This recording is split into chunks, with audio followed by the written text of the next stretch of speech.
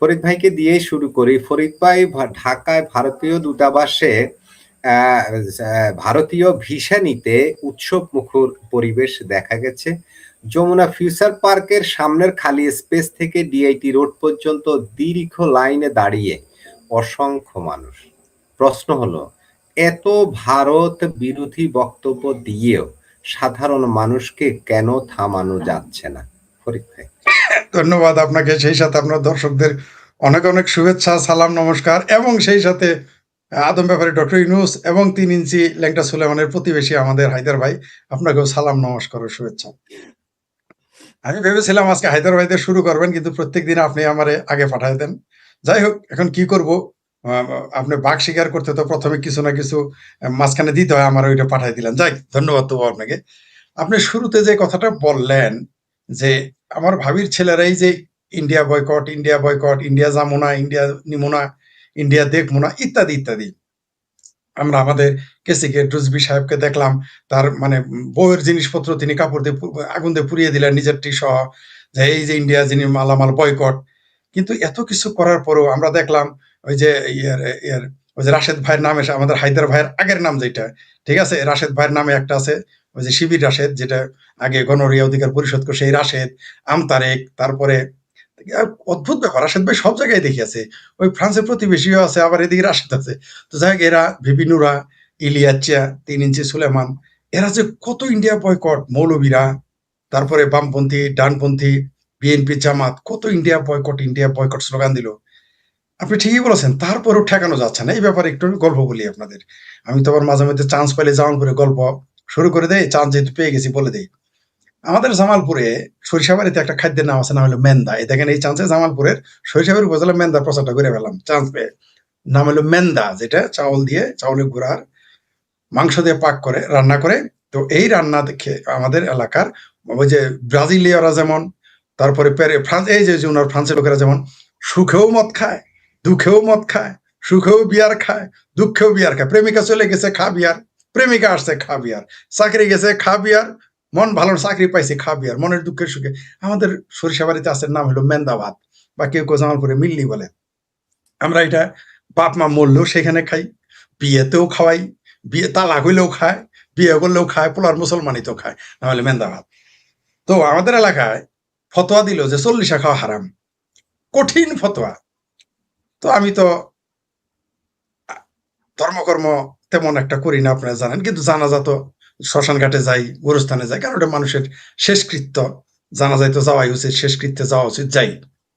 তো মাশাল্লাহ, দেখি গিয়ে আমার পাশেই যিনি বসছেন, তিনি হইলেন সারাদিন ফতোয়া দেয় যে 40 খাওয়া হারাম। তা আমার পাশে প্রথম কিছু বলে নাই, দুইজনে খাইলাম, আগে সেটা বইরা খাইলাম, সেটা মানে পেট, মাইন্ড করবেন না, সেটা বইরা খাইলাম। খাওয়ার পর আমি বললাম, বড় ভাই, আপনি না সারাদিন কন 40 খাওয়া হারাম, 40 খাওয়া হারাম। ফরিদ, কি কমু ছোট ভাই তোমারে, মেন্দা ভাত দেখলে আর উঠ থাকে না, ফতোয়ার কথা নিজেরই মনে থাকে না। তো এই যে যে ভারত বিরোধী এত ফতোয়া, ভারত বিরোধী এত বয়ান, ভিসা দেখলে আর ভারত বিরোধী বয়ান কাজ করে না। অর্থাৎ ফতোয়ার চাইতে, যেমন আমি ফেসবুকে পোস্ট দিয়েছিলাম, ফতোয়ার চাইতে সরিষাবাড়ি জামালপুরের মেন্দা ভাত শক্তিশালী। মোল্লার ফতোয়ার চাইতে জামালপুরের মিল্লি ভাতের শক্তি বেশি। তেমনি এই ভারত বিরোধী আন্দোলন, ভারত বিরোধী ফতোয়া, ভারত বিরোধী চাপা, ভারত বিরোধী আসমান কাপা, ভারত বিরোধী জমিন কাপা, ভারত বিরোধী যাই বলেন না কেন, যত আন্দোলন বলেন, এর চাইতে ভারতের ভিসা অনেক শক্তিশালী। তার জন্য মানুষকে ঠেকানো যাচ্ছে না ভারতের এই ভিসার বিরোধিতা করার জন্য। ভারত যাও, আপনি ঠেকাইতে পারবেন না। আপনি কল্পনা করতে পারেন যে এত সীমান্তে এত কঠিন, এত কিছু, তারপরেও যে যাওয়ার চেষ্টা করতেছে, তারপরেও তো আপনি ঠেকাইতে পারবেন না। কারণ ওই যে আওয়ামী লীগের একজন নাকি বলেছিলেন যে ভারত আর বাংলাদেশের সম্পর্ক বউ জামাই সম্পর্ক। হাইরে, তখন বাঙ্গুরা গালাগালি দিল, বাপরে বাপ, কারণ আওয়ামী লীগ বলছে, তাই বিরাট বেজ্জতি হয়েছে। এইবার দেখলাম এই মুসলেখা সরকারের সংসদে একজন এমপি বললেন যে ভারত বাংলাদেশের এমন বউ জামাইয়ের সম্পর্ক যেটা কখনো ডিভোর্সই হবে না। মাশাল্লাহ, ছোট মিয়া তো ছোট মিয়া, বড় মিয়া তো বড় মিয়া, মানে আওয়ামী লীগ, ছোট মিয়া সুবহানাল্লাহ। সে বলছে যে এটা এমন স্বামী স্ত্রী সম্পর্ক, বিয়েই হবে না, তালাকই দেওয়া যাবে না, এমন বিয়ে এটা। তো আসলে যেমন এটা বলে ভেছে ভারত বাংলাদেশের সাথে কোনদিন তালাক হবে না, তেমনি ভারত বাংলাদেশের এই ভিসার যে সম্পর্ক, বাংলাদেশের মানুষ সারা দিন দোয়া করে আমেরিকার ধ্বংস চায়, সারাদিন আসর নামাজ, এই সারাদিন একের মাগরিব পর্যন্ত। এশার নামাজের পরে কি দোয়া করে জানেন? আল্লাহ গো আমার একটা ডিবি লটারি দিও, এই দোয়া করে তো ঘুমায়। তো ভারতের দশাও তাই, সারাদিন ভারত বিরোধিতা করবে। আপনাকে একটা কথা বলি, জননেত্রী শেখ হাসিনার বডিগার্ড ছিলেন, আমি নাম ধাম সহ বলে দিতে পারবো, এটা আইনগত কারণে বলতে পারতেছি। বডিগার্ড ছিলেন, করতেন জামাত, তার বাপ জামাত, তার মা জামাত, তার ভাই জামাত, তার বোন জামাত। বঙ্গবন্ধু কন্যা শেখ হাসিনা প্রধানমন্ত্রী, তার বডিগার্ড। এইটা তখন লোকদের বলতে গিয়ে আমি বিপদে পড়ে গিয়েছিলাম, বুঝতে পারছেন? আমার পরিবার বিপদে পড়তে গিয়েছিল, এর কথা বলতে দেয়। সেই লোকের বাসায় একদিন আমাকে নিয়ে গেছে, মানে আমি বিশ্বাস করি নাই যে জামাতের বাসা, সেই জন্য গেছিলাম। কারণ জামাতের বাসায় ঢুকলে আপনি বুঝতে পারবেন এটা জামাতের বাসা। যেমন কমিউনিস্ট পার্টির কোনো লোকের বাসায় গেলে বুঝতে পারবেন এটা কমিউনিস্ট পার্টির বাসা। বিএনপির কট্টর নেতার বাসায় গেলে বুঝতে পারবেন এটা বিএনপির বাসা। খালেদা জিয়ার ছবি থাকবেই, জিয়ার ছবি থাকুক আর না থাকুক। আওয়ামী লীগের বাড়িতে গেলে আপনি বঙ্গবন্ধুর কোনো না কোনো চিহ্ন পাবেন যদি কট্টর হয়। তো জামাতের বাসায় গিয়েছিলাম একবার, you believe it or not, এখনো আছে, এখনো সেই বাসায় যত কসমেটিক্স সব ভারতীয়। সারাদিন ভারতের, আমার বাসায় এসে ভারতের গালি দিত, অথচ তার বাসায় সব ভারতীয়। আমি পরে জিজ্ঞেস করলাম এর বাসায় সব ভারতীয় জিনিস, সবকিছু ভারতীয়। তার নাতির মোটরসাইকেল সব ভারতীয়, সবকিছুই ভারতীয়, কসমেটিক সব ভারতীয়। তাদের বাসার সেলোয়ার কামিজ ভারতীয়, কাশ্মীরের শাল তো না হলে তাদের চলেই না। তো এই হচ্ছে আমাদের দেশ। এরা উপরে যতই ভারত বিরোধিতা করুক, তলে তলে এরা হলো সবচেয়ে ভারত প্রেমী। কিন্তু দেখবেন ভারতের দালাল আমাকে তো 1 নম্বর দালাল বলবে, আপনাকে 2 নম্বর দালাল, রাশেদ ভাইকে 3 নম্বর দালাল বলবে। যেহেতু উনি ফ্রান্সে থাকে, তো চিঙ্কু ওই যে ল্যাংটা সুলেমানের প্রতিবেশী, তাই হয়তো ডাইরেক্ট বলবে না। ঠিক আছে, আবার পাশে আছে আবার আমাদের আদম ব্যাপারী ইউনুস সাহেব। ভাগ্যবান আপনার সাথে যেদিন দেখাবো কপালের সাথে কপাল ঘষবেন, এরকম 2জন বিখ্যাত ব্যক্তির সাথে আপনার প্রতিবেশী তারা। যাই হোক, যেটা বলতেছিলাম, বাংলাদেশের সাথে ভারতের সম্পর্ক বিচ্ছেদ্য, সেটা আপনি যেদিকেই যান। যেমন আপনার জ্যাঠাতো ভাইয়ের সাথে আপনি যতই ঝগড়া করেন, তার সাথে সম্পর্ক আপনার বিচ্ছেদ্য। মনে করেন আপনার রাশেদ ভাই চাচাতো ভাই, জ্যাঠাতো ভাই, জমির ওয়ারিশ নিয়ে খুব ঝগড়া আছে, কিন্তু ভাই আপনার বাড়ির সাথে ওয়ালটা তো রাশেদ ভাইরই হবে, আমার তো হবে না ভাই, তাই না? রাশেদ ভাই যদি মাসুদ ভাই তার জ্যাঠাতো ভাই, তার সারাদিন গালি দেয় যে 2% জমি বেশি নিছে, আপনি যতই গালি দেন, না আপনি আমার জ্যাঠা বড় দেখে আমার বাবার কাছ থেকে গোপনে 2 বিঘা নিয়ে নিছে, ঝগড়া সমানে করেন, কিন্তু ওয়াল কিন্তু আপনাদেরই থাকতে হবো, আমি থাকবো না। রাইট? তো বাংলাদেশ আর ভারতের সম্পর্ক তাই। যদি আমি সর্বশেষ ডেলিভারি এই বিএনপির নেতার ভাষায় বলি, যে বাংলাদেশ এবং ভারতের সেই স্বামী স্ত্রী সম্পর্ক, যাদের কখনো তালাক সম্ভব না, তার সর্ব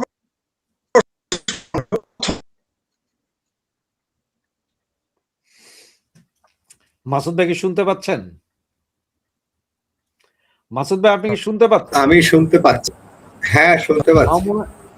আমার মনে হয় ফরিদ ভাইয়ের মাইক্রোফোনে কোনো সমস্যা হয়েছে, নেটওয়ার্কে। ফরিদ ভাইয়ের নেটওয়ার্কে একটু প্রবলেম হয়, এই কারণে কথা কাটা কাটা আসে মনে হয়। হুম।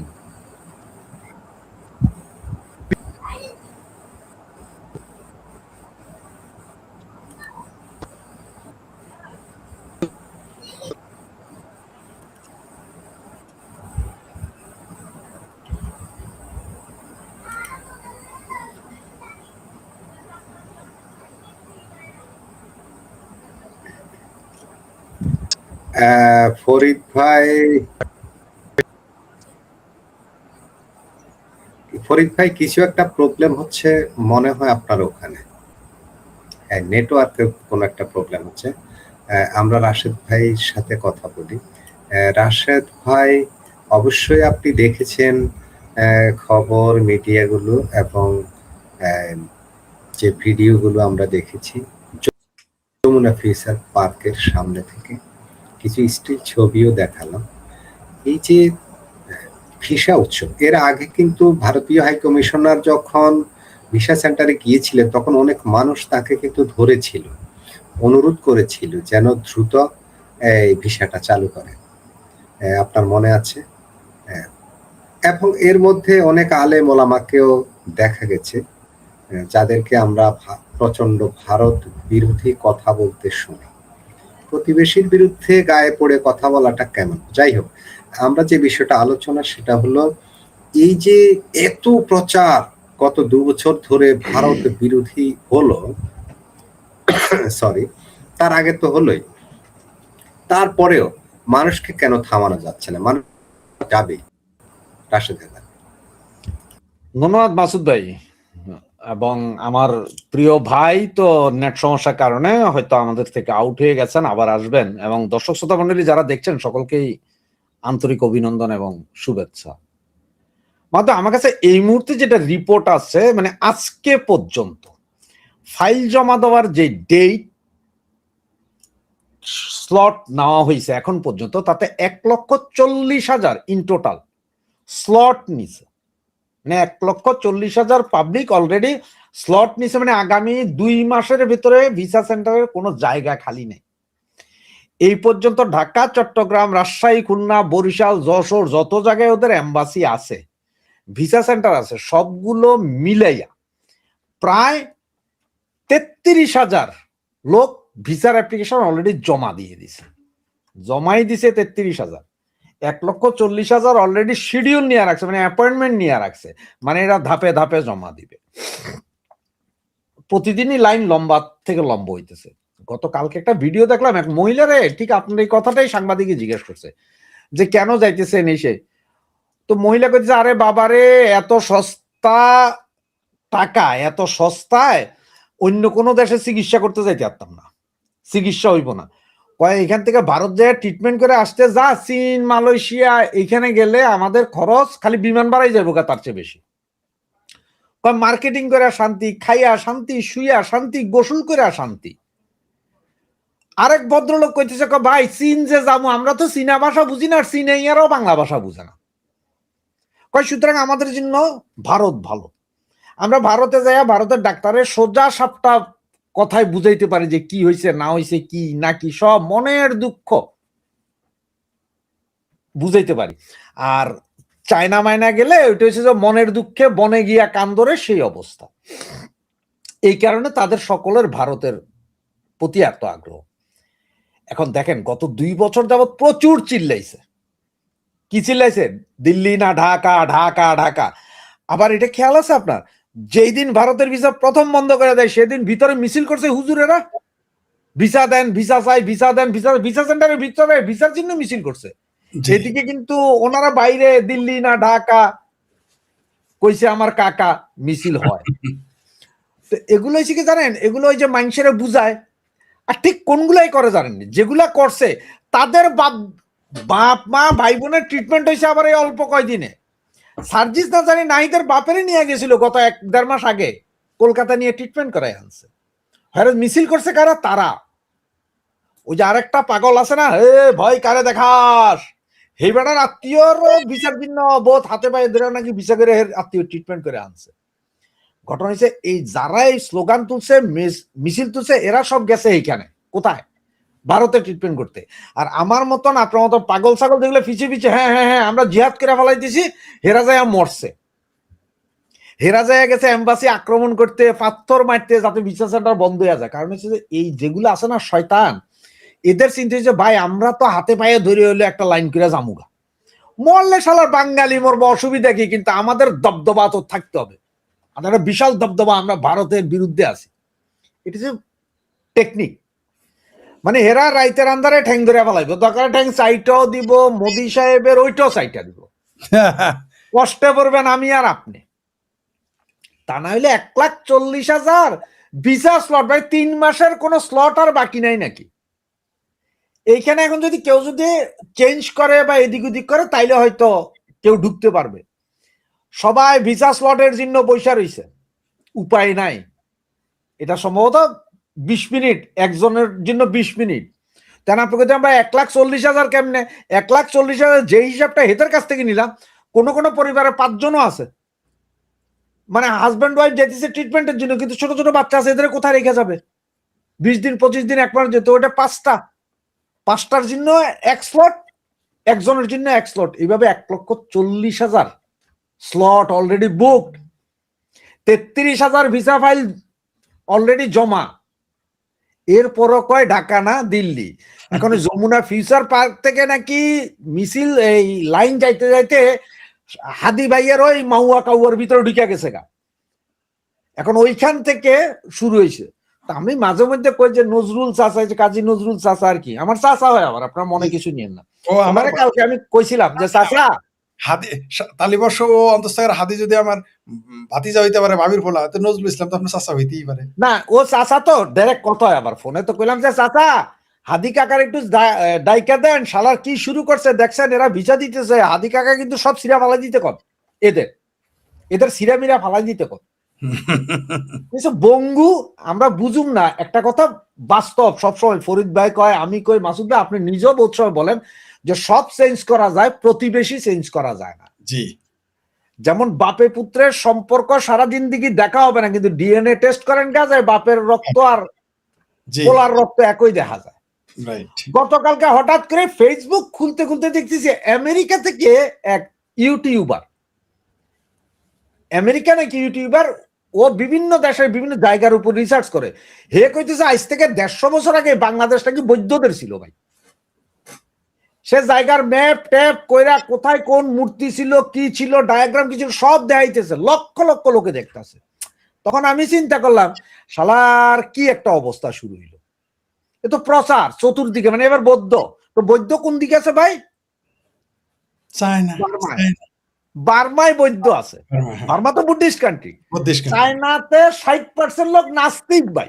জি জি জি, বার্মা, থাইল্যান্ড 18% বুদ্ধিস্ট চায়নাতে, 90% বুদ্ধিস্টের দেশে মায়ানমার।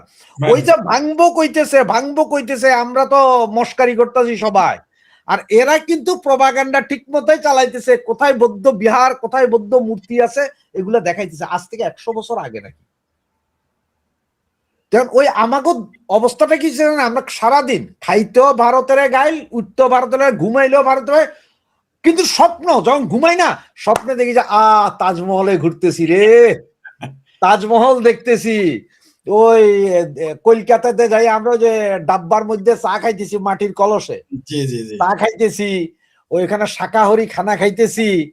তারপরে ওই দিল্লিতে যাইতেছি, নিজামুদ্দিন আউলিয়ার মাজার জিয়ারত করতেছি। স্বপ্নে কিন্তু সারাদিন ভারত দেখি। কারণ স্বপ্নে আবার আমেরিকা দেখতে হয় না, কারণ এখানে তো ভিসা আবার কঠিন, এগুলো দেখা যায় না। কারণ দেখতে গেলে যদি ভিসা রিজেক্ট হয়ে যায়, এ স্বপ্নের মধ্যেও দুঃখ পাবো। তো এই জন্য ভারত দেখি স্বপ্নে, কিন্তু সকালতে ঘুম থেকে উঠতে শোয়ার এক পর্যন্ত গালাগালি সব ভারত। আবার রাইতের বেলা ঘুমানোর সময় যদি বউ নিয়ে বা বান্ধবী নিয়ে ঘুমান, তাহলে জিনিসও আনতে হবে আমগো ভারতের, এটা ছাড়া চলে না। তো এই আমাদের জাত, ভারতরে আপনি বদলাইতে পারবেন না। ভারত বড় দেশ, এটা ঠিক, যে আপনি ভারতের সাথে কথা বলতে পারেন, ঝগড়া করতে পারেন, ভাই ভাই হিসেবে ঝগড়া করতে পারেন যে আমাদের এইটা লাগবে, আমাদের থেকে এটা নিতে হবে, কিন্তু ভারতের আপনি একেবারে সাইড করে দিতে পারবেন না। আমার চিকিৎসার জন্য ভারত দরকার, আমার শিক্ষার জন্য ভারতের দরকার। আর এই যে কওমি মাদ্রাসার যেসব হুজুরেরা লাফায়, দেওবন্দ মাদ্রাসার ওস্তাদ সব ভারতের থেকে দেওবন্দ মাদ্রাসাতে শিক্ষা নিয়ে আইসা বাংলাদেশে বসে আছেন ওনারা ফতোয়া জারি করেন। তারপর যাবেন কই? ওই যে একটা কথা আছে না, যে তোমরা ভারতের কোন কোন অবদানকে অস্বীকার করবে, কোন অবদান অস্বীকার করবে? ধন্যবাদ মাসুদ ভাই। জি, রাশেদ হায়দার ভাই, ফরিদ ভাইয়ের বোধহয় অসমাপ্ত কিছু আলোচনা রয়ে গেছে। ফরিদ ভাই কি আছেন? আছি, এক মিনিট, এক সেকেন্ড। জি, ফরিদ ভাই আছে। ফরিদ ভাইয়ের সম্ভবত আলোচনা কিছু অসমাপ্ত রয়ে গেছে, তার মধ্যে আমি একটু সম্পূরক প্রশ্ন করে দেই। সেটা হচ্ছে, এই যে এই 2টা বছর আমরা ভারতের ভিসা বন্ধ, একরকম বন্ধই, চিকিৎসা ভিসা খুব লিমিটেড ছিল। এই সময়ে বাংলাদেশের মানুষ কি করেছে? চিকিৎসার জন্য তারা কোথায় গেছে? তারা কি পাকিস্তানে যেত না চায়না যেত? আমরা তো শুনেছিলাম যে চায়নাতে নাকি বাংলাদেশিদের জন্য স্পেশাল হসপিটাল হচ্ছিল। পাকিস্তানেরও ভিসা ফি উঠিয়ে নেওয়া হয়েছিল, যে শুধু টিকিট কাটবেন আর যাবেন। তো কি পরিমাণ মানুষ এই চায়নাতে আর পাকিস্তানে গিয়ে চিকিৎসা নিয়েছে? আপনার কি ধারণা? পাকিস্তানে হলো 0%, পাকিস্তানে হলো 0%, আর চাইনাতে গিয়েছে 0.234, 0 বুঝতেন তো কি বলছি, মানে এর চিকিৎসা করতে গেছে। পাকিস্তানে 0 আর চাইনাতে হলো 0.1234 সর্বোচ্চ 5, তাও না আরো কম, 0.123 এরকম, মানে যায় নাই বললেই চলে চাইনাতে। তো পাকিস্তানে তো 0 যায় নাই। কি করেছে তারা? চিন্তা করছে যে ওই যে আমাদের জামালপুরে আরেকটা কথা, চান্স পাইছি যখন জামালপুরে কয় হায়দার ভাই আর যদি কয় শেখ ফরিদ, হায়দার ভাই আর যদি এই কি আমাদের রাশেদ ভাই আর যদি মাসুদ ভাই যদি তোরা চড়াই কয়টা চর সহ্য করতে পারবি? এখন যে যখন মার্শাল আর্ট প্র্যাকটিস করতাম তখন চড়াইলে 7-8টা 5-6টা সহ্য করতে পারতাম, এখন হয়তো 2-3টা 2-1টা সহ্য করতে পারবো। যদি হাত পা বাইন্দা বিড়ায় তাইলে তো যত দিতে পারে ততই সহ্য করতে পারবো। তো যখন ভিসা পাই নাই তখন তার কিছু করার নাই, যখন পীর সাহেবের পানি পড়া আর হইলো আল্লাহ আল্লাহ জিকির করা ছাড়া তো কোনো উপায় নাই, তখন কোনো উপায় ছিল না। উপায় না থাকলে যা হয়, করোনার সময় কেউ যেমন যায় নাই তেমনি ঘটেছে, চিকিৎসা করতে যায় নাই। তবে আমার কাছে শত না, এই 2 বছর অন্তত 1000 বার ফোন আসছে প্রত্যেকজন মুসলমান, এবং এর 95% হইলো বিএনপন্থী, যে ছোট ভাই বা বড় ভাই বা কাকা বা মামা বা কালু বা আঙ্কেল বা ভাইয়া বা বাবা সোনা ময়না বাগিনা ভাতিজা, ইন্ডিয়া কবে ভিসা খুলবে? মানে এটা উত্তর দিতে দিতে শেষে আমি ওগুলো আর উত্তরই দিতাম না, কারণ কি উত্তর দিব? বুঝতে পারছেন তো? তারা ভিসার জন্য দোয়া করছে মনে মনে, কবে খুলবে এ আশায় বসেছিল। কারণ এই বাংলাদেশের যারা বলে যে ভারত এটা যদি ভিসার সেন্টার না খুলে ভারত লস করবে, কোনো সন্তানে ভারতের কিছু তো লস হবেই, কিন্তু বাংলাদেশের যে লস হইতে এটা কেউ বলে নাই। এই যে ভিসা সেন্টারকে কেন্দ্র করে বাংলাদেশের যে কত টাকা আয় রোজগার হয়, কত মানুষ যে না খেয়ে মরতেছিল এই ভিসা না খোলাতে, সবচেয়ে বেশি দোয়া করতেছে কারা? যারা ভিসা সেন্টারে, যারা এই ভিসার দালালি করে, যারা ভিসার প্রসেসিং করে, তারা কি, তাদের মনের অবস্থা কি আমাকে এটাকে বলেন।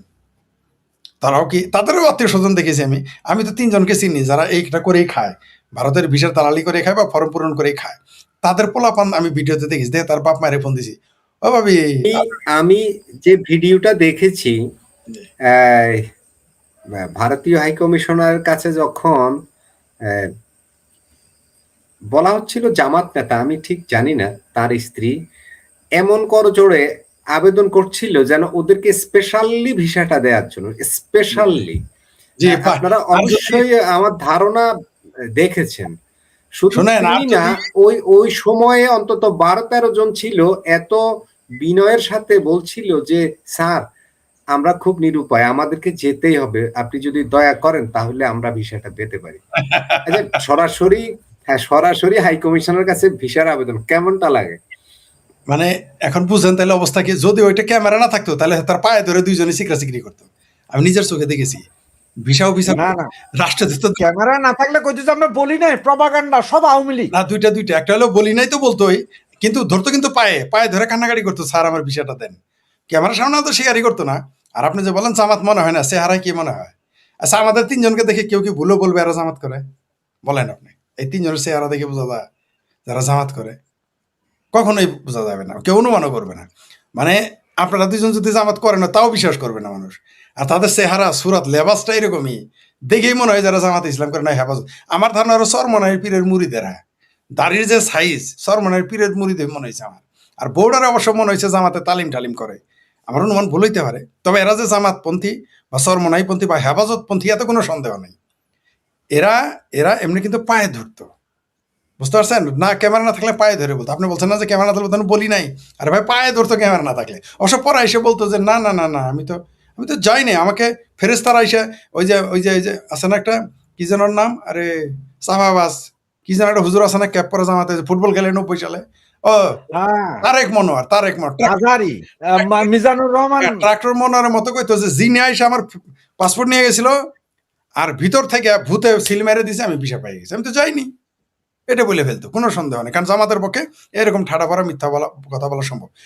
আপনি যেটা একটা কথা বলেছেন যে এরা খাবে, গালি দিবে সারাদিন, ভারতের ঘুমের থেকে উঠে গালি দিবে, ভারতের ঘুমেতে যাওয়ার আগেও গালি দিবে ভারতের। চিঙ্কু বামদের কি কাজ? বাংলাদেশের পেয়ারা পাকিস্তানি আর চিঙ্কু বামদের কাজ হলো বঙ্গবন্ধু, আওয়ামী লীগ, শেখ হাসিনা, ভারত, হিন্দু দিনে 5 বার নামাজ পড়লে তাহাজ্জুদ 6 রাকাত, 6 বার যদি তারা নামাজ পড়ে তাহলে 12 বার ভারত, হিন্দু, আওয়ামী লীগ, শেখ হাসিনা, বঙ্গবন্ধু এগুলোকে গালি দেয়। এটা দিয়ে ঘুমাইতে যায় এবং ঘুম থেকে উঠে আবার এই কাজই শুরু করে। নাহলে এদের হচ্ছে কষা জাহিদের মতো পায়খানা টায়খানা হয় না, হাগামোতা কষা হয়ে যায়। এটা বললে মনে করেন যে গ্রামের কিছু লোক আছে কিন্তু টয়লেটে গেলে বিড়ি নিয়ে যায়, বিড়ি নিয়ে যায়, বুঝতাম না বিড়ি কেন, বিড়ি না খাইলে না তাদের এই বিষ্ঠা ত্যাগ হয় না, মানে মল ত্যাগ করতে পারে না। তো এরাও যখন এদের হাগামোতা বন্ধ হয়ে যায় তখন একটু বেশি বেশি বলে, ভারতের গালি দেয়, শেখ হাসিনার গালি দেয়, আওয়ামী লীগের গালি দেয়, হিন্দুরের গালি দেয়, বঙ্গবন্ধুর গালি দেয়, আওয়ামী লীগের গালি দেয়। দেওয়ার পরে তখন এদের টয়লেট হয়। এদের চিঙ্কুবা মার হলো এই যে প্যারা পাকিস্তানি মোল্লা মৌলভী বা মোল্লা মৌলভী ছাড়া আমার মতো করতে আলাদারও একই কাজ। এটা স্বাভাবিক, এরা এটা করবে। আবার ভারত ছাড়া চলবে না। সকালে উঠে মনে করেন যে ফেয়ার অ্যান্ড লাভলি ইন্ডিয়ান মাখবে, তার আগে আবার যে ব্রাশটা করবে, ওই ব্রাশটাও যে করছে ওটা কোলগেট ইন্ডিয়ান, ঠিক আছে, ওটা কোলগেট ওই টুথপেস্টটা। তারপরে যখন মাউথ ওয়াশ সেটাও ইন্ডিয়ান, ফেস ওয়াশ নাকি কি বলে ওটাও ইন্ডিয়ান, তারপরে ফেয়ার অ্যান্ড লাভলি আরও ক্লিম। শুধু তাই না, ওই শ্যাম্পু গোসল করার সময় যে শ্যাম্পু লাগাইছে ওইটাও ইন্ডিয়ান। শুধু তাই না, ওই যে শরীরে যে সাবান লাগাইছে শরীরের সব অঙ্গে সেটাও ইন্ডিয়ান। এমনকি ওই যে তারপর সকালে যে নাস্তা করছে ডিম ভাজিটা খাইছে পেঁয়াজটাও ইন্ডিয়ান, এমনকি মরিচটাও ইন্ডিয়ান, কখনো কখনো ডিমটা আন্ডাটাও ইন্ডিয়ান। খায়া দেয় সেরে বদবায়ু যখন ত্যাগ করে পাকিস্তানি, যখন বদবায়ু ত্যাগ হয় তখন ওটা পাকিস্তানি গ্রেন বেরোয়। বুঝতে পারছেন, এই হলো সমস্যা। হাঁচি দেয় তখন পাকিস্তানি গ্রেন বাড়ায়, সে সেন্ট বাড়ায়, এটা হলো সমস্যা। এরা গালি দিবেই, দেওয়ার পর আবার সেই ভারতের কাছে যাবে। আপনি দেখেন পাকিস্তান এম্বাসি তো ভিসা মুক্ত, বাংলাদেশ বর্তমানে ভিসা মুক্ত। আপনি 50টা লোক দেখেন তো একদিন দেখান যে 50টা লোক যাইতেছে, হারিকেন লাগায়ও খুঁজে পাবেন না, হারিকেন লাগায়ও না। এই যে এত পাকিস্তান প্রেম, 1000 মুসলমান, বাংলাদেশি মুসলমান পেয়ারা পাকিস্তানি, মানে জামাত একটু ঘুরে আসুক না, দেখবেন এর মধ্যে 20টারে থাপড়াবে আর 100টারে ঘেটে ধরে ঘুরাবে, আর ঢুকতে পারবে না এরা। যাক না, দেখি যায় ভিডিও দেখ যে এই যে পাকিস্তান আসতে যাবে না। আপনি যদি প্লেনে টিকিট কাটে দেন তাও যাবে না। কেন যাবে না জানেন? গোপন কথাটা বলবো, কারণ ভারতের সিল পড়লে ইধার কা উধার কা যা সাকতা হ্যায়, ভুলে যদি পাকিস্তানি সিলটা পরে ইহ জন্মে কবরস্থানে গেলে ওই বিষয় নিয়ে যেতে পারবে না, শ্মশান ঘাটে গেলে ওনে যাইতে পারবে না, কবরস্থান যাইতে পারবে না। সেই জন্যই জাতে মাতাল তারা ঠিক। বাংলাদেশের বাঙ্গ মুসলমানরা না, পেয়ারা পাকিস্তানি মুসলমান, জামাতি মুসলমান, হেফাজতি মুসলমান না, চর্ম নাই এবং চর্ম ছাড়া চর্ম আলা মুসলমান, বিএনপি, হেফাজত, আমার ভাবির পোলারা জাতে মাতাল তালে ঠিক। পুরাই জামালপুরে বাংলা। এরা ডিমের হালি 5টাই কিনবে, 3টাই বেচবে, জীবনেও পাকিস্তানে যাবে না। কারণ জানে সিলটা লাগলেই আর জীবনে কোনোদিন কোনো দেশে, এমনকি দুবাইতে যাই, সৌদি আরবে যেতে পারবে না, এই ভয়ে ওইখানে যাবে না।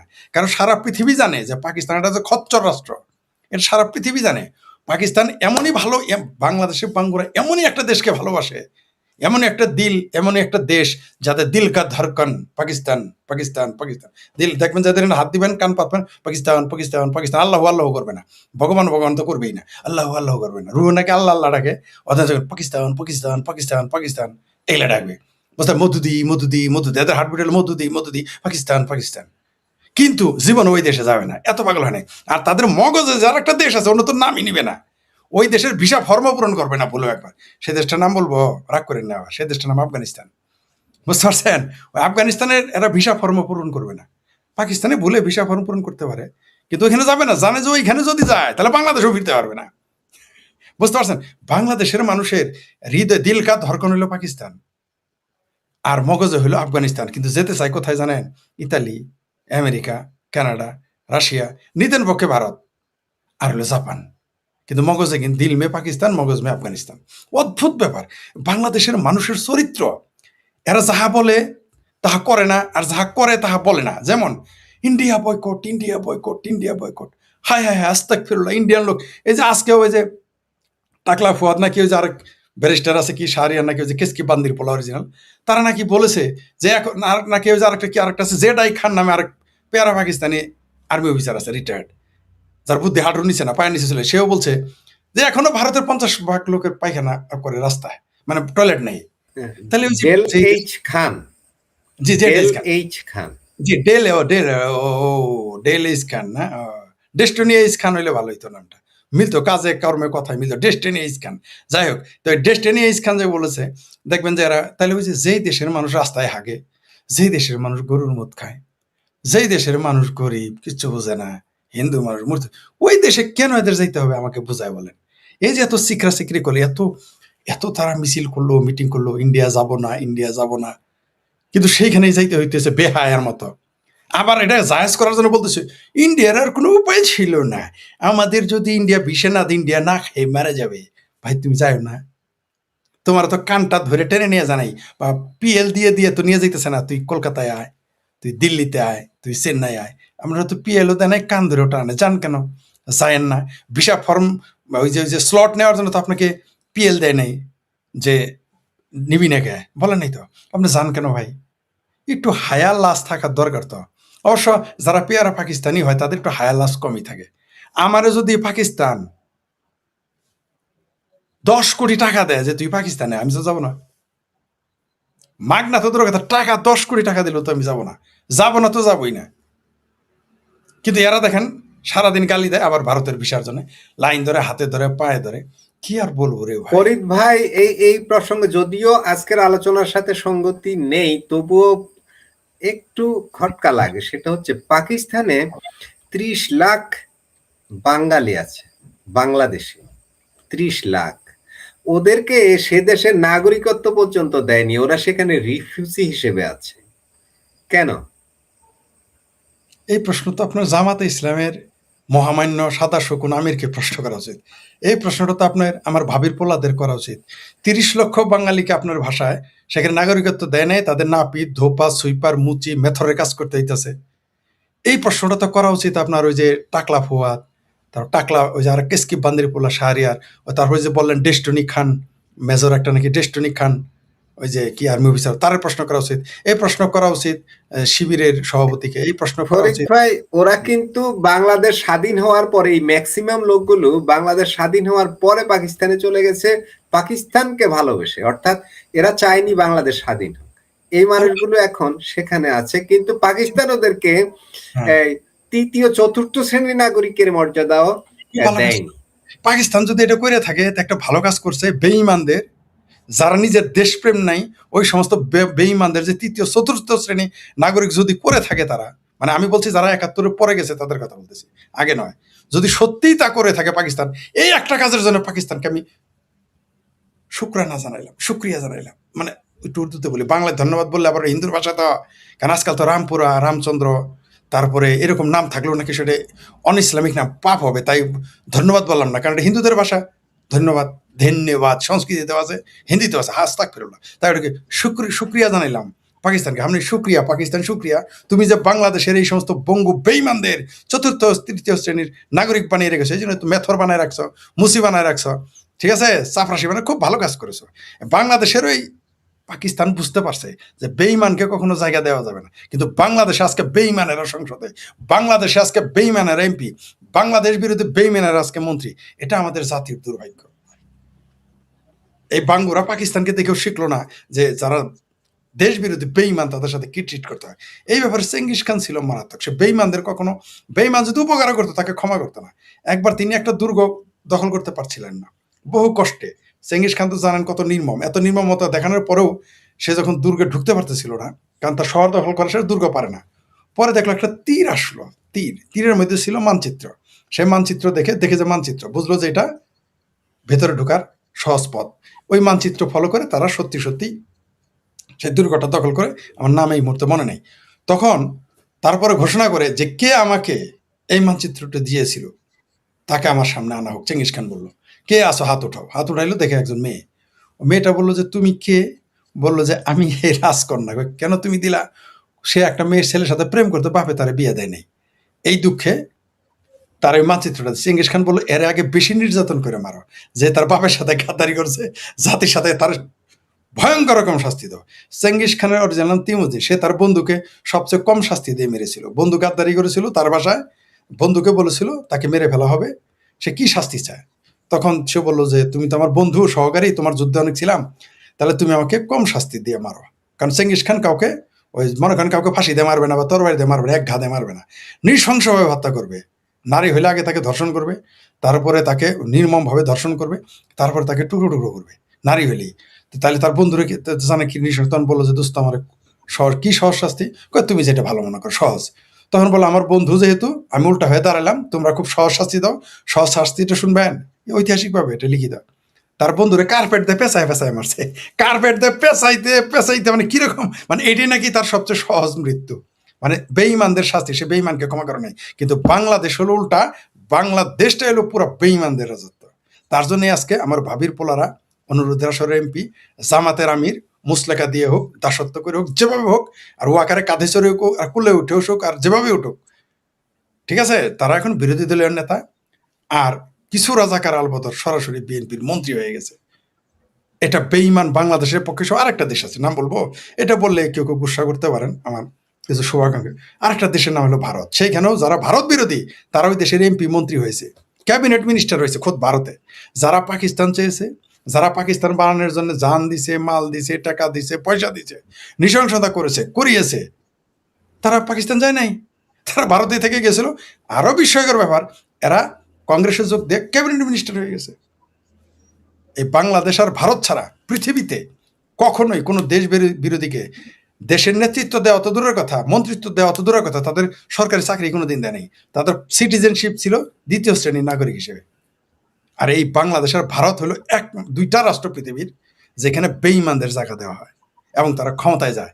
এর চেয়ে লজ্জার আর কি থাকতে পারে? তো পাকিস্তান যে কাজটা করেছে ৭১ সালের পরে যারা গেছে, যে বেঈমান বাংলাদেশে চলে গেছে, এই বেঈমানদের সবারই চলে যাওয়া উচিত, বের করে দেওয়া উচিত, পাকিস্তান দেওয়া উচিত।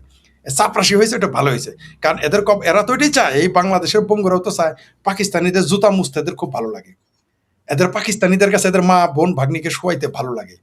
আপনি তো ফিরাইতে পারবেন না, এটাই আমাদের জাতির দুর্ভাগ্য। সেই জন্য আজকে বাংলাদেশের দশাই। সেই জন্য বাংলাদেশের রিজার্ভ যখন বিএনপি 2007-এ কত রাখিয়ে গেছিল, শেখ হাসিনা কত রাখিয়ে গেছে, আর এখন কত আছে হিসাব করে দেখেন।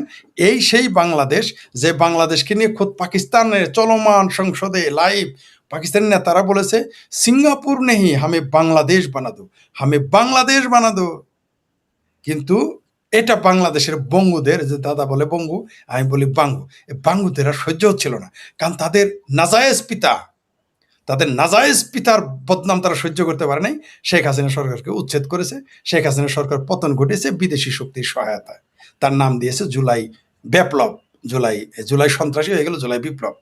কিন্তু সেই বিপ্লবের নেতাকে আজ পর্যন্ত জানলাম না। একজনকে মাস্টার মাইন্ড বলছে, সে এখন নিজেই অস্বীকার করে, না না আমি তো মাস্টার মাইন্ড না। ঠিক আছে, এখন বলতেছে বাংলাদেশের সবাই মাস্টার মাইন্ড, ওই যে শিবিরের নেতার মতো। কয় শিবিরের নেতা তো ধরা পড়েছে লুচ্চামি করে, আবার পেট বানাইছে, পেট ফালাইছে। এখন বলে এটা তো নবীরাও করতো, সাহাবিরাও করতো। ওইরকম এখন ভাবির পোলা বলে বাংলাদেশের সবাই এখন মাস্টার মাইন্ড। ওই যে গাল ফোলা, আমার ভাবির পোলা একটা আছে না, মাহফুজ নাকি, ঠান্ডা মাউস, পেট ফোলা, গাল ফোলা, গার ফোলা, ময়মনসিংহ পাশা এখন ফুইলা ময়মনসিংহে পাউরুটি হয়ে গেছে। আমার ভাবির গালের আগের সিনটা ছবিটা দেখলে আমার হাসি আসে, আমার আগের ছবি দেখলে হাসি আসে। আর এখন করছে, আগে ছিল আমার ভাবির পোলা ছিল এরকম ছিল, ঠিক আছে, পেট ছিল নিচে, থাকতো শিবিরের নিচে, লোকাল বাসে। আমার কথা না, বিএনপির খালেদা জিয়ার চেয়ারপারসন খালেদা জিয়ার উপদেষ্টার কথা, আমার কথা না এটা। যে থাকতো আর লোকাল বাসে, চলতো লোকাল বাসে, খাইতো শিবিরের মেসের ডাইল ভাত, গালের এরকম পেট। আর এখন আমার ভাবির পোলা পেট দেখলে মনে হয় 11 মাস। এখন আমার ভাবির পোলার পেট, মানে ঘাড় দেখলে মনে হয় যে ঠান্ডা হয়ে গেছে। আমার ভাবির পোলা পশ্চাৎ দেশ দেখলে মনে হয় যে ময়মনসিংহে পাউরুটি হয়ে গেছে। বুঝতে পারছেন? তো জনগণ তৈরি হচ্ছে, এই যে আমার ভাবির পোলাদের এটা একটু আগে একটু ব্যথা ট্যাথা কম পাইতো, এক পাড়াতেই ফটকা মাছের মতো ফেটে যেত, এখন একটু সময় লাগবে আর কি। ভালো হয়েছে, যার যা কপালে যা আছে, সমস্যা নেই, চলতে দেন। তবে আপনি যেটা শিরোনাম দিয়েছেন যে যে এরা কেন ইন্ডিয়ান এম্বাসির দিকে যাচ্ছে, কারণ এছাড়া আর কোনো বিকল্প নাই। উপরে যতই চেঁচামেচি করুক, আমি বাপ মায়ের সাথে যতই চেঁচামেচি রাগ দেখাই, যতই রাগ করে শ্বশুর বাড়ি যাই, শ্বশুর বাড়ি যতদিন বাজার করবো ততদিনই ভালো থাকবে, কিন্তু বাপের বাড়ি ফিরে আসতেই হবে যদি যাই। জি, ভারত হইলে আমাদের যত কিছু বলে ওটা ভাই। একজন দর্শক এক ফাঁকে কমেন্ট করেছিলেন যে সম্রাট শাহজাহান তাজমহল নির্মাণ করেছেন, সেখান থেকে ভারত অনেক আয় করে। তিনি হয়তো জানেন না যে সম্রাট শাহজাহান ভারতীয় মানুষ না, তিনি সাম্রাজ্যবাদী দখলদার, লুটেরা। যাই হোক, তারপর আমরা শ্রদ্ধার সুখেই দেখি তাকে, যেহেতু তিনি দীর্ঘকাল সেখানে শাসন করে, তার সুনাম আছে অনেক। কিন্তু তিনি ভারতীয় নন, তিনি ফার্সিতে কথা বলতেন, জি, আপনি ঠিকই জি বলেছেন। ফরিদ ভাই। তারা ফার্সিতে কথা বলতো এবং তাদের অফিসিয়াল ল্যাঙ্গুয়েজও ছিল ফার্সি। এমনকি ধর্মে ছিল তারা শিয়া, সুন্নির দৃষ্টিতে শিয়ারা কাফের। আরেকটা কথা বলি, মোগল কোনো শাসক এতই মুসলমান ছিল, এত ইমানদার ছিল যে তারা জীবনে হজ করেনি। কিন্তু বাংলাদেশে যারা ভাত পায় না, সে জমি বন্ধক দিয়ে অথবা সুদে টাকা নিয়ে, পিয়ন অ্যাডভান্স টাকা নিয়ে, ঠিক আছে, লোন তুলে, তারপর সে বা ঘুষ খায় হলো তারা হজে একবার হলো যে যেন অস্থির থাকে। বাংলাদেশে যত কাম কুকাম করুক, দেখবেন যে একজন দেখলাম কালকে একটু বুক বের করে রেখেছে, নারী নিচে হাফ প্যান্ট পরা, বলে আমি তো 5 ওয়াক্ত নামাজি, তাহাজ্জুদ নামাজে পড়ি। তারাও হজে যায়, কিন্তু মোগল শাসক কোনোদিনই হজে যায় নাই, কারণ তারা আত্মীয় স্বজন ভাই বোন কাউরে সেটা বিশ্বাস করতো না। এটা মনে রাখতে। আর তাজমহলের প্রশ্ন বললেন, আরেকটা তাহলে যোগ করি। এই তাজমহল ব্রিটিশেরা নিলামে তুলেছিল বিক্রি করে ফেলার জন্য। মানে আয় তো হতোই না ব্রিটিশ আমলে। এটাকে ব্রিটিশ আমলে মুসলমানরা দেখতে যাইতো না, তাজমহলকে ঘেন্না করতো। আপনাকে ইতিহাসটা বললাম, ব্রিটিশরা নিলামে তুলেছিল, নিলামে নেওয়া লোক ছিল না এই তাজমহল। ওই ভারত স্বাধীন হওয়ার পরে, স্বাধীন না, ভারত টুকরো হওয়ার পরে, ভারত ভাগ হওয়ার পরে, স্বাধীন ভারতে এই কংগ্রেস সরকার আসছিল বলে তাজমহল পরিচিতি পেয়েছে, নাহলে এটা পরিচিতি পেত না। আর একটা জিনিস বলি, তাজমহলের চাইতে এখন বেশি আয় হতে যাচ্ছে ওই যেটা রাম মন্দির বানাইছে, যেটা নিয়ে আপনাদের চুলখানি আছে, সেখানে আয় এখন বেশি হতে যাচ্ছে। খুব শীঘ্র আগামী 10 বছর পরে তাজমহলকে পিছনে ফেলে দিবে, তার চেয়ে বেশি আয় সেখানে হবে, এটা আপনি নিশ্চিত থাকেন। আপনারা হয়তো জানেন না যে কুম্ভ মেলায় 50 লক্ষ লোক সারা বাংলাদেশের লোক তাবলিগে যায়, তাই বলেন দুনিয়ার সবচেয়ে বড় দুনিয়ার সবচেয়ে বড় জমায়েত। কুম্ভ মেলাতে ভারতের প্রয়াগরাজের যে নৈনিতালে যে কুম্ভ মেলা হয়, সেখানে 50 লক্ষ শুধু বিদেশি যায়, ভারতীয় না। এটা মনে রাখেন, তাহলে এখন বুঝেন আয় কোথায় বেশি হয়। আর এই তাজমহলে গর্ব করা কিছুই নাই, মুসলমান হিসেবে আপনি গর্ব করতে পারেন না, কারণ সেখানে ওটা ইসলামে, তাজমহলটা হচ্ছে একটা কবরের উপরে স্মৃতিচিহ্ন। আর ইসলামের দৃষ্টিতে এটা ভেঙে ফেলতে হবে। কবরে যদি আপনি দেয়াল করেন, সেটাই ভেঙে ফেলতে হবে। আর তো তাজমহলটা তো ভাঙবেই। ভারত যদি কোনোদিন হয়েছে, আপনারা বলেন না যে জোয়াতুল হিন্দ করবেন, জোয়াতুল হিন্দ হলে প্রথমে তাজমহল আপনারাই ভাঙবেন, সবার আগে আজমির শরীফ আর তাজমহল ভাঙবেন, ওটা আমরা জানি। দিল্লির মাজার ভাঙবেন, ওটা আমরা জানি। আরেকটা কথা হলো, এই তাজমহল যখন বানায় 22,000 মানুষকে 22 বছর গাধার মতো খাটাইছে। এরা কোনো ফাত্রামি করার আর জায়গায় পায় নাই, মানুষকে দরিদ্র করে। তার ওই যে বউয়ের, তাও কি বউ, তাজমহল প্রেমের প্রতীক, এটা আরেকটা ভণ্ডামি। কারণ তার বউ ছিল কতগুলো, হিসাব করে নিয়েন। সে তার শালিরও বিয়ে করছে, এতই ভালোবাসে যে তার 1 ডজন বউ, 1 ডজন বউ আলা কিরকম মমতাজের ভালোবাসতো। ওইগুলো ওই তথাকথিত সম্রাটদের ফাত্রামি, তাই ওই টাকাগুলো অপচয় হয়েছিল, ওটা না হইলেই ভালো হইতো। আর কতগুলো মানুষকে বলা হয় মিথ আছে যে তাদের আঙ্গুল কেটে ফেলছে, সেটা আমি মিথ হিসেবে নিলাম, যেটা গল্প। কিন্তু সেখানে 22,000 শ্রমিককে 22 বছর কাজ করানোর কোনো মানেই ছিল না ওইটা বানানোর জন্য। আর ওইটা এত কিছু না, কয়েকদিন পরে এই তাজমহলে কেউ যাবে না। ওই কংগ্রেস সরকার এটা এমনভাবে ছাপাইছে যে তাজমহলই তাদের সব না। এখন তাজমহলের বহু বিকল্প হয়ে গেছে, এবং তাজমহলের চাইতে বহু গুরুত্বপূর্ণ স্থান ভারতে রয়েছে, গুরুত্বপূর্ণ স্থাপনা, গুরুত্বপূর্ণ সৃষ্টি, গুরুত্বপূর্ণ সৃষ্টি ভারতীয়দের দ্বারা, ভারতীয় হিন্দুদের দ্বারা বহু কিছু বানানো আছে যা পৃথিবীর বিস্ময়। সেগুলো এখন সামনে চলে আসতেছে, এবং সেগুলোতে আয় বেশি হচ্ছে। বুঝতে পারছেন? অবশ্য আমি গিয়েছিলাম তাজমহলে, তো ট্যাক্স দেওয়া, টাকা দিতে হয় বেশি, তো বাংলাদেশি পাসপোর্ট থাকলে ওইটা ইন্ডিয়ান বলেই চালাই দিছি, কম টাকা ফাঁকি দিয়ে বহুবার গেছি আর কি। যাই হোক, ওইখানে গেলে বুঝবেন, দেখেন তারা সৃষ্টি যেটা করেছে সেখানে অনেক ফাপড়বাজি আছে। ওটা ধর্মীয় দৃষ্টিতে ওটা চলবে না। আর বামপন্থী যারা আছেন তারাও চাপাটা মারতে পারবেন না, কারণ এইভাবে শ্রমিক নির্যাতন করছে। বামপন্থীরা ক্ষমতা আসলে তো সবার আগে ওটা ঘুরাই দিবে যে প্রলেতারিয়েতের উপর নির্যাতন হয়েছে, সবার আগে তাহলে মুসলমানও ঘুরাবে, বামপন্থীরাও ঘুরাই দিবে। বিজেপি সরকার আছে বলেই আছে। জি, ধন্যবাদ। ফরিদ ভাই, এটা এটা সত্য যে আহ, জিন্না, যিনি যিনি ভারত পাকিস্তান রাষ্ট্রে, কি বলে, পাকিস্তানের জাতির জনক, ভারত পাকিস্তান ভাঙ্গার নায়ক, তার কিন্তু স্ত্রী পাকিস্তানে যাননি, তার সাথে তার আরেক বোন যান। জি, অনেক ইতিহাস আছে। যাই হোক, ওদিকে গেলাম না আমি। জিন্নার রাশেদ বউ, হায়দার ভাইয়ের ভাই কাছে জিন্নার বউ যায় নাই, জিন্না পাকিস্তানে ছিল, তার সাথে ছিল লিভ টুগেদার করা আরেক মহিলা। জিন্নার মৃত্যুর আগ পর্যন্ত যে মহিলার সাথে ছিল তার সাথে বিয়ে হয় নাই। জিন্নার বউয়ের বোন যায় নাই, জিন্নার আপন মেয়ে যায় নাই, মেয়ের ঘরের নাতিন যায় নাই, এবং নাতিরা যায় নাই। মানে 3 পুরুষ ওখানে, এখন নাতি 2টা নাতি আছে জিন্নার, তারা এখন ইন্ডিয়া এখনো আছে, এখনো ওরা ভারতে আছে। ব্যক্তি। এটা কি বলেন? না না না না না, এটা অপপ্রচার, এটা আওয়ামী লীগের, এটা আওয়ামী লীগের অপপ্রচার, আওয়ামী লীগের গুজব, এটা সত্য না। আপনারা যা বলেন আস্তাগফিরুল্লাহ, এটা কি বললেন? জিন্না মদ খাইতো এটা অপপ্রচার, এটা আওয়ামী লীগ ছড়াইছে। জিন্না গিদর খাইতো এটা আওয়ামী লীগ ছড়াইছে। তারপর জিন্না নামাজ পড়তো না, এটা আমি ছড়াইছি। বুঝতে পারছেন? এই মানে 48 সাল থেকে আমি ছড়াই আসতেছি। আর এখন জিন্নার রাখেল রাখতো, এটা আমি ছড়াইছি নাকি? ফরিদ ভাই, আমি একটু রাশেদ হায়দারের কাছে একটা প্রশ্ন আছে, এটা কমেন্ট। দর্শক কমেন্ট করেছিলেন যে পাসপোর্টে ভারতীয় ভিসা না লাগলে ইউরোপের ভিজিট ভিসা হয় না। আপনি তো ইউরোপেই থাকেন রাশেদ হায়দার ভাই, আসলে কি তাই? না, না, এরকম কোনো বিষয় না যে পাসপোর্টে ভারতীয় ভিসা না থাকলে ইউরোপের ভিসা হবে না, এটা ভাই ঠিক না। তবে এইটা ঠিক যে অনেক ইউরোপিয়ান কান্ট্রির ভিসা সেন্টার ভারতে, যার কারণে ওই ভিসা তুলতে হলে ভারতে যেতে হবে। যেমন একটা আছে রোমানিয়া, সবচেয়ে সহজ, 8 লক্ষ টাকা ইউরোপ। রোমানিয়ার ভিসা তুলতে হলে ভাই আপনাকে ইস্তোনিয়া, লিথুনিয়া, চেক রিপাবলিক এগুলোতে যাইতে হলে ভারত থেকে ভিসা তুলতে হবে। এছাড়াও আরো আছে ল্যাটিন আমেরিকার বেশ কিছু দেশ আছে, ব্রাজিল, নিউজিল্যান্ড, আর্জেন্টিনা। তবে একটা না, 2-3টা দেশের যদি ভিসা হয় তখন যে ইউরোপ ভিসা দিতে চায় না। তার মধ্যে প্রথম নাম্বার আছে পাকিস্তান। এই দেশের ভিসা যদি কারো পাসপোর্টে পড়ে, ওরে ভিসা দিতে চায় না ইউরোপ আমেরিকা। তুর্কি এদরগানের দেশ, এইখানে গেল ভিসা দিতে চায় না। এই দুই দেশে ঢুকলেই দিলেন তো আপনি। না, আপনি কাফের রয়ে গেছেন। আপনি ইসলাম পাঙ্গু আর ভাঙ্গো, মানে ভারত, বাংলাদেশ, পাকিস্তানের মুসলমানদের ভাঙ্গোদের হৃদয়ের খলিফার দেশের নামে এত বড় বদনাম করলেন। আপনি মিথ্যুক, আপনি ধোঁকাবাজ, আপনি সত্য বলেন না। ভাই, আমাদেরকে প্রতি 3 মাস অন্তর একটা করে ক্লাস নেওয়া হয় 4 ঘন্টার। এই 4 ঘন্টাতে আমাদেরকে শেখানো হয় অ্যান্টি মানি লন্ডারিং। প্রতি 3 মাস অন্তর 4 ঘন্টার একটা ক্লাস। 1 ঘন্টা থেকে শুধু অ্যান্টি মানি লন্ডারিং নতুন নতুন আইন কানুন আসে, এগুলো শেখানো হয়। প্রতি ক্লাসে আমাদেরকে যে কোন কোন দেশের ভিসা একটা পাসপোর্টে থাকলে আপনাকে ডাবল চেক, ট্রিপল চেক, চতুর্পল চেক করতে হবে। আপনি না বুঝলে আপনার বসের ডাকাইতে হইব। তার মধ্যে আছে পাকিস্তান আর তুর্কিমিস্তান। তুর্কি আর পাকিস্তান, এই দুইটা ভিসা একদম হুবাহু পেয়ারা পাকিস্তানের দেখতেই হবে।